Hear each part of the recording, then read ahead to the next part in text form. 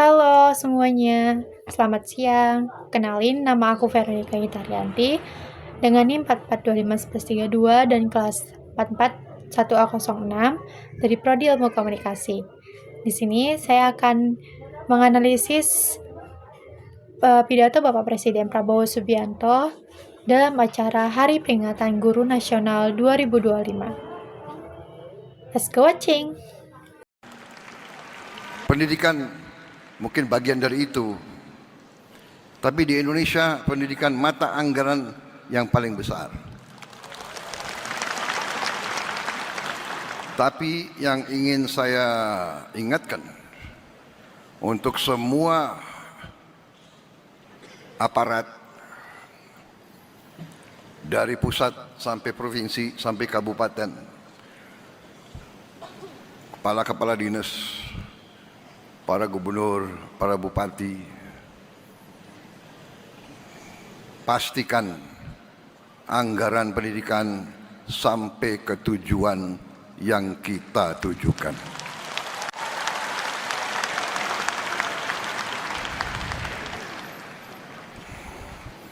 Jangan sampai anggaran pendidikan yang begitu penting bagi kebangkitan bangsa kita, jangan sampai anggaran pendidikan diselewengkan.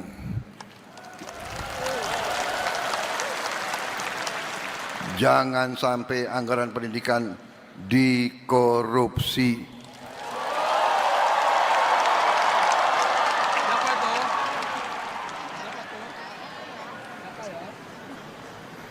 Maaf, ini harus saya sampaikan.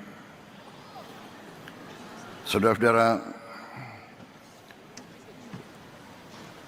pendidikan, hanya melalui pendidikan kita bisa benar-benar menjadi negara merdeka.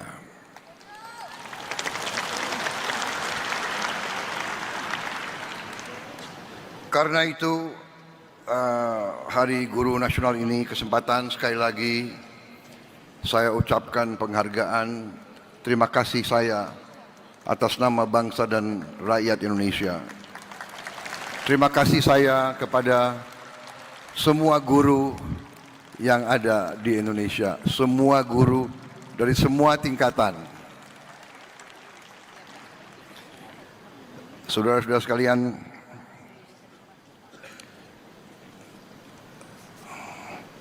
saya sangat merasa demikian pentingnya pendidikan, sehingga uang-uang yang kita hemat, uang-uang yang berhasil akibat demikian pentingnya pendidikan, sehingga uang-uang yang kita hemat, uang-uang yang berhasil akibat efisiensi kita realokasikan, kita utamakan ke pendidikan. Tahun ini kita baru mampu memperbaiki 16.000 sekolah. Baru mampu.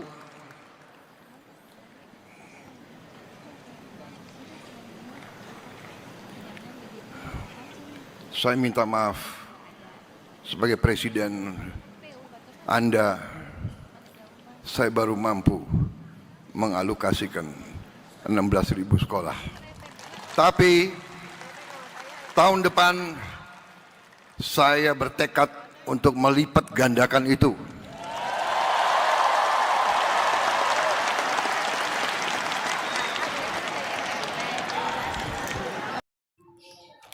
Pada kesempatan ini, saya akan menganalisis pidato Presiden Prabowo Subianto dalam rangka peringatan Hari Guru Nasional tahun 2025, khususnya ditinjau dari kaidah kebahasaan bahasa Indonesia. Tujuannya bukan untuk mengkritik isi pidato, melainkan untuk melihat kesesuaiannya dengan kaidah bahasa Indonesia yang baik dan benar. Nah, yang pertama, ada ketepatan diksi atau pilihan kata. Dalam pidato tersebut, Presiden Prabowo menggunakan banyak kata yang bersifat emosional dan persuasif, seperti berjuang, pengabdian, bangsa besar, pengorbanan, dan masa depan bangsa. Secara makna, diksi ini tepat dan relevan dengan konteks Hari Guru. Namun, terdapat kelemahan dalam aspek ketepatan dan konsisten diksi formal. Misalnya, penggunaan kata-kata yang terlalu lugas dan bernuansa percakapan, seperti saya kira, kita harus berani, ini tidak bisa ditawar. Nah, kata-kata tersebut sah dalam pidato lisan, tetapi dalam pidato kenegaraan sebaiknya diganti dengan pilihan yang lebih formal dan perbaikan yang disarankan, seperti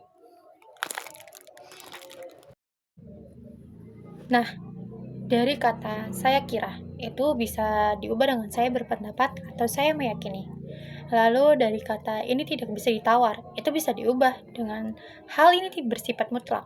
Hal ini bersifat mutlak. Dengan perbaikan ini, pidato akan terdengar lebih akademis, formal, dan sesuai dengan situasi resmi kenegaraan. Nah, yang kedua, struktur kalimat dan kelogisan bahasa secara umum. Struktur kalimat dalam pidato Presiden Prabowo sudah logis dan dapat dipahami. Namun, terdapat beberapa bagian yang mengalami ketidaksejajaran struktur, menggabungkan unsur sebab dan akibat tanpa penandaan yang jelas. Contohnya, yaitu masalah kebahasaan yang sering muncul itu adalah ketidakseimbangan antara subjek dan predikat kalimat yang terlalu cepat berpindah dari satu gagasan ke gagasan lain. Perbaikan yang disarankan itu menjaga kelarasan struktur kalimat, menggunakan konjungsi yang tepat seperti oleh karena itu, sehingga, akibatnya, dan dengan demikian. Nah, dengan demikian, alur berpikir dalam pidato menjadi lebih runtut dan sistematis. Nah, yang ketiga, itu adalah ragam bahasa resmi dan konsistensi gaya. Pidato Hari Guru merupakan pidato formal dan simbolik, sehingga idealnya menggunakan ragam bahasa resmi secara konsisten dalam pidato. Nah, dalam pidato tersebut masih ditemukan peranan gaya dari formal ke semi-formal. Contohnya, penggunaan kata ganti dengan orang pertama, yaitu saya, yang bercampur dengan ungkapan informal, bernuansa personal, gaya tutur yang lebih menyerupai pidato kampanye, atau dialog langsung. Perbaikan yang disarankan yaitu menjaga jarak bahasa yang wajar sebagai kepala negara, menggunakan gaya yang menghormati audiens secara kolektif, seperti guru sebagai profesi terhormat.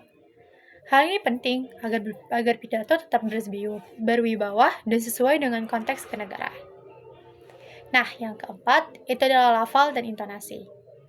Nah, dari sisi kebahasan lisan, intonasi Presiden Prabowo itu cenderung tegas dan bersemangat, yang merupakan kelebihan dalam pidato persuasif. Namun, dalam beberapa bagian, penekanan kata terlalu kuat, sehingga terkesan emosional. Tempo bicara cukup cepat pada kalimat panjang, itu bisa diperbaiki dengan baik. Nah, perbaikan yang disarankan yaitu menyesuaikan tempo bicara dengan struktur kalimat, memberi jeda pada bagian penting agar pesan lebih mengena. Nah, kesimpulannya, secara keseluruhan itu, pidato Presiden Prabowo pada Hari Guru Nasional 2025 sudah komunikatif, persuasif, dan relevan secara isi. Namun, dari sudut pandang kaidah kebahasaan, masih terdapat beberapa aspek yang perlu diperbaiki, yaitu ketepatan dan formalitas diksi, keefektifan, dan ringkasan kalimat, kelogisan, serta keterpaduan struktur kalimat konsisten. Ragam bahasa resmi, pengendalian intonasi, dan tempo bicara perbaikan pada aspek-aspek tersebut akan membuat pidato tidak hanya kuat secara pesan, tetapi juga lebih sesuai dengan kaidah bahasa Indonesia yang baik dan benar, serta mencerminkan kewibawaan bahasa